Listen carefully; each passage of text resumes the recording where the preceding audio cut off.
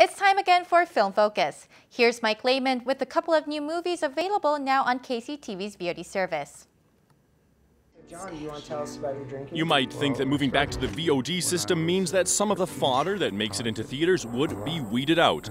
But that's unfortunately not the case this week. Mind you, the first flick, Don't Worry, He Won't Get Far on Foot, is a little gem. It's the second, The Silence, that is just a plain ripoff of another movie. We'll get to that in a moment, though. First, let's start off on a good note. Welcome to another edition of Film Focus. I'm Mike Laidman. With a cast that features Joaquin Phoenix, Jack Black, Jonah Hill, and Rooney Mara, there's no shortage of acting chops with Don't Worry, He Won't Get Far on Foot, hereto referred to as Don't Worry.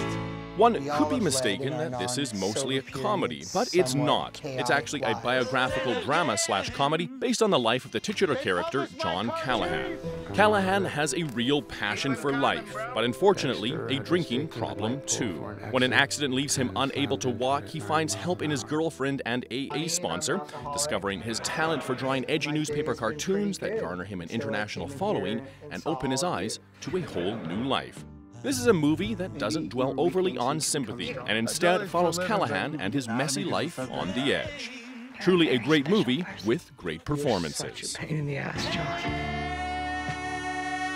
You're right on schedule, sweetheart, and I'm glad you're here.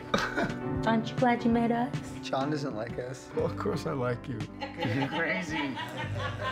We like you too. Wait till you get to know me.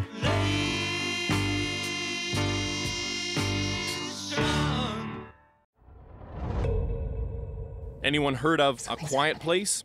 That great movie with John Krasinski that came out only last year? Where monstrous creatures that are sensitive to sound attack the human race, forcing them to live in perpetual silence? Yeah, that's the one. Well, this is the same thing, just worse.